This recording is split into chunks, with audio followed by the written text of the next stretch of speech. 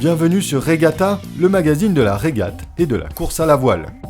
Au sommaire cette semaine, nous vous proposons un avant-goût de ce que vous retrouverez sur nos écrans en 2011 en matière de course au large. Et pour fêter cette nouvelle année, toute l'équipe s'est mobilisée pour vous concocter un best-of des meilleures images de l'année 2010. Mais tout de suite, nous retrouvons Thomas Coville qui se prépare pour une tentative de record de vitesse autour du monde et en solo. Thomas Coville ne tient décidément pas en place. Après une route du Rhum intense, le marin de la Trinité se prépare à larguer les amarres pour une tentative de record autour du monde en solo. Le maxi trimaran Sodebo, rapidement convoyé depuis la Guadeloupe, est au sec depuis le 2 décembre sur le chantier du team à Saint-Philibert dans le Morbihan. Il sera remis à l'eau le 28 avant de rallier Brest. L'objectif est de passer en stand-by pour le record du Tour du Monde à partir du 3 janvier. Thomas Coville et son équipe s'activent donc depuis 3 semaines pour préparer le bateau pour cette nouvelle aventure. Le Rhum 2010 a laissé des traces, il faut donc réparer, remplacer 1001 choses à bord du multicoque. L'équipe technique a aussi adapté le bateau à son nouveau défi. Imposé sur le Rhum, le moteur est débarqué, remplacé par un groupe qui entraîne la génératrice servant à recharger les batteries du bord.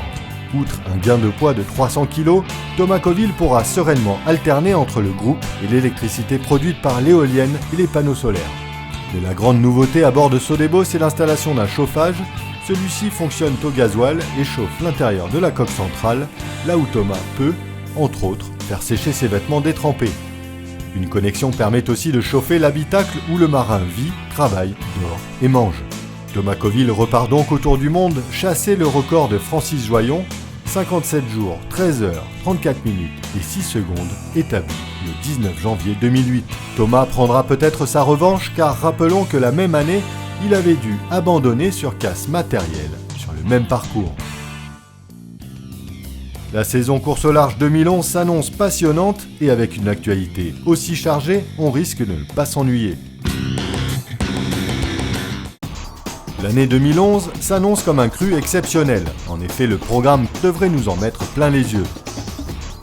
En multicoque tout d'abord, la Coupe de l'América qui aura lieu en 2013 met en place dès l'année prochaine un circuit très alléchant. On pourra voir évoluer les fameux AC45, les nouveaux catamarans de 45 pieds munis d'une aile rigide. En Extrême 40, le circuit arrive à maturité et s'impose comme le championnat le plus chaud de la saison. Enfin, une nouvelle classe voit le jour, le Multi-One Design, des trimarans de 70 pieds conçus pour la course au large en équipage. Les premiers bateaux seront mis à l'eau en 2011.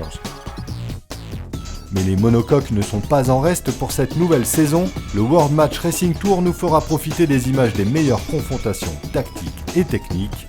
Mais nous attendons avec impatience la Volvo Ocean Race dont la flotte prendra le départ de la première étape d'Alicante en Espagne en octobre 2011. A noter l'étape française à Lorient en juin 2012. Mais rassurez-vous, le spectacle démarre déjà dans quelques jours avec la Barcelona World Race, dont le départ sera donné le 31 décembre prochain. Pour sa deuxième édition, le plateau réunit quelques-uns des meilleurs skippers, équipés pour la plupart de nouveaux bateaux. On devrait donc se régaler. Chose promise, chose due, voici notre best-of 2010. Toute l'équipe vous souhaite de très bonnes fêtes et une super année à venir.